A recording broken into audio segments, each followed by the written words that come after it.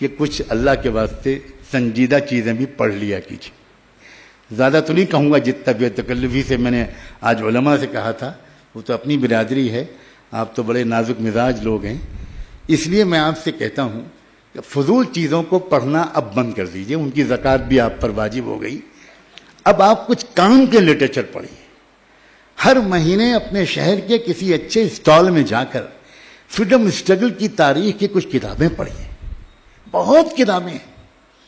اروندھتی رائے کی کتابیں پڑھیے، اگروال کی کتابیں پڑھیے. چوٹی کے مصنفین ہیں جنہوں نے ایک لفظ بھی اپنی طرف سے نہیں لکھا ہے. برٹش گورنمنٹ نے 12 والیومز میں وہ پوری میٹنگز کی منٹس چھاپ دی ہیں. جو میٹنگ گاندھی، نہرو، جناح، مولانا آزاد، پٹیل ان سب کے ساتھ جو چلتی تھی، ماؤنٹ بیٹن کی یا ان سے پہلے کے وائسرائے کی، جتنی میٹنگز ہوئی ہیں ہر منٹ کی رودات دن تاریخ کے حوالے کے ساتھ برٹش گورنمنٹ نے چھاپ دی ہے. یہاں تک کہ جو خط و کتابت ہوتی تھی ان کے درمیان، جو کرسپونڈنس ہوتی تھی، جو کمیونیکیشن ہوتا تھا، جو بھی کچھ یہ لوگ ایک دوسرے کو لکھ کے بھیجتے تھے، وہ سارے خطوط کی چھوٹے سے چھوٹے نوٹس کی اس کی آفیشل اٹیسٹڈ کاپی وہ سب برٹش گورنمنٹ نے چھاپ دی ہے.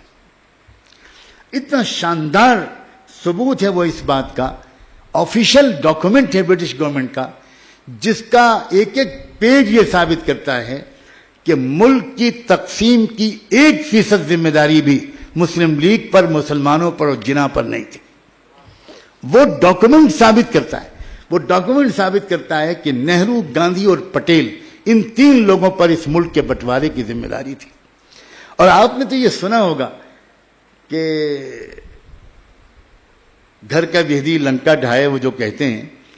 تو بی جے پی کی جب گورنمنٹ تھی اٹل بہاری واجپئی صاحب کی قیادت میں، تو اس وقت جو فارن منسٹر ہوا کرتے تھے مسٹر جسونت سنگھ، انہوں نے ایک بہت تفصیلی کتاب ملک کے بٹوارے کی تاریخ پر لکھی ہے. اس میں انہوں نے 50 حوالوں سے ثابت کیا ہے کہ ملک کے بٹوارے کی اصل ذمہ داری نہرو اور پٹیل پر ہے. وہ مہاتما گاندھی کو ذرا بچا لے گئے ہیں، کچھ مصلحت ہے اس میں ان کی، ہم ان کی مجبوری کو سمجھتے ہیں، لیکن چلو کم سے کم ایک ہی سیڑھی اوپر چڑھنے سے رہ گئے، نیچے سے اوپر تک تو آ گئے وہ. اور باقی مواد بہت موجود ہے پوری حقائق کو ثابت کرنے کے لیے. میں صرف یہ عرض کرنا چاہ رہا ہوں کہ جس وقت 1935 میں ڈاکٹر امبیڈکر نے تبدیلی مذہب کا اعلان کیا، اسی سال برٹش پارلیمنٹ نے ایک نیا قانون بنایا، انڈیا ایکٹ 1935. اس وقت سے 1935 تک برٹش گورنمنٹ جو انڈیا پر رول کر رہی تھی، وہ کر رہی تھی انڈیا ایکٹ 1919 کے ماتحت. پھر انہوں نے ایک نیا ایکٹ بنایا 1935، انڈیا ایکٹ 1935. اس انڈیا ایکٹ 1935 کے فوراً بعد گاندھی جی نے آزادی کی وہ تحریک جو پچھلے 10 سال پہلے بلکہ 16 سال پہلے انہوں نے اچانک بند کر دی تھی، اس لیے کہ وہ آزادی کی تحریک علماء اور مسلمانوں کی قیادت میں چل رہی تھی اور گاندھی جی پیچھے پیچھے چل رہے تھے. لیکن 16 سال تک اچانک آزادی کی تحریک کو موقوف کر دیا گاندھی جی نے کسی کے مشورے کے بغیر. اور 1935 میں جب وہ برٹش پارلیمنٹ نے وہ ایکٹ پاس کیا، اس کے فوراً بعد گاندھی جی نے ایک نئے سرے سے ملک میں آزادی کی تحریک شروع کروا دی. اور اس موقع پر ہندو مسلم فسادات بنگال کے ذریعے سے شروع کروائے گئے، جس کا بنیادی مقصد یہ تھا کہ امبیڈکر نے وہ جو تبدیلی مذہب کا اعلان کیا ہے، جس کے نتیجے میں ایک اندیشہ پیدا ہو گیا تھا، جو اندیشہ بہت عرصے سے چلا آ رہا ہے اور آج نہیں تو کل وہ پورا ہو کر رہے گا، اس اندیشے کے مطابق ملک میں آزادی کی تحریک ایک نئے مقصد کی خاطر، ایک نئے پروگرام کی خاطر شروع کی گئی اور ہندو مسلم فسادات بھیانک طریقے پر شروع کروائے گئے اس پروگرام کے تحت کہ ملک کو آزادی تب ملے جب ملک پہلے بٹ جائے. اس لیے اتنا دلچسپ واقعہ ہے کہ 14 اگست کو پہلے ملک کی تقسیم ہوئی اور 15 اگست کو ملک آزاد ہوا. آپ اتنی چھوٹی سی بات پر غور نہیں کرتے. منطقی ترتیب کیا تھی کیوں بھائی؟ پہلے ملک آزاد ہوتا اور آزاد ملک پھر الگ الگ اس کے دو حصے ہو جاتے، مگر مقصود آزادی تھی ہی نہیں، مقصود تقسیم تھی، مقصود بٹوارا تھا، مقصود مستقل طور پر کمیونل ٹینشن اس ملک میں پیدا کر کے ان کروڑوں مظلوموں کو ہندو بنائے رکھنا تھا۔ اصل مسئلہ یہ تھا۔ مسلمانوں پر جو مظالم اس ملک میں ہو رہے ہیں، خدا کے لیے آپ مسلمان دانشور ہیں، آپ اس بات کو سمجھنے کی کوشش کیجئے کہ اس کا اصل نشانہ مسلمان نہیں ہے۔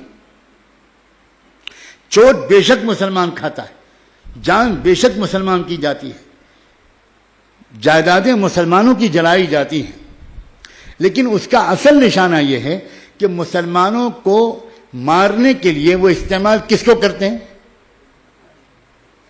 بتائیے، میں آپ سے پوچھتا ہوں۔ انہی لوگوں کو استعمال کرتے ہیں نا۔ تو ان کو جب وہ استعمال کریں گے ہمارے خلاف، تو پہلے ان کے دلوں کو ہماری نفرت سے بھریں گے، اور وہ اس لیے استعمال کرتے ہیں کہ وہ ہندو بنے رہیں۔ تو اصل نشانہ وہ ہیں، میں یہ کہنا چاہ رہا ہوں۔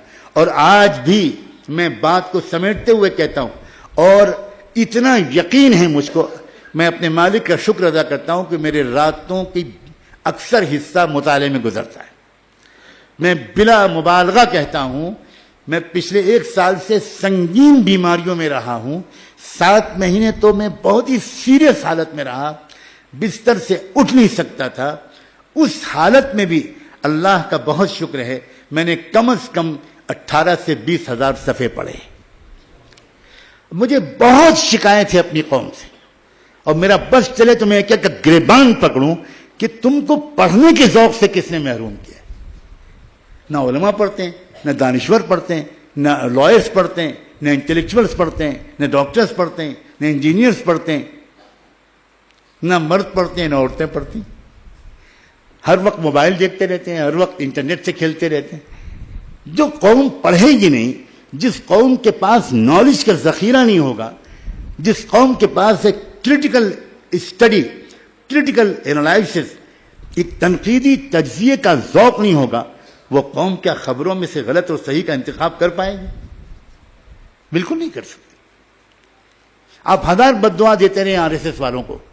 میں آر ایس ایس والوں کے کیمپوں میں گیا ہوں، اور میں ان میں سے بہت سے لوگوں کو ذاتی طور پر جانتا ہوں، بہت پڑھنے والے لوگ ہیں، بہت مطالعہ کرتے ہیں۔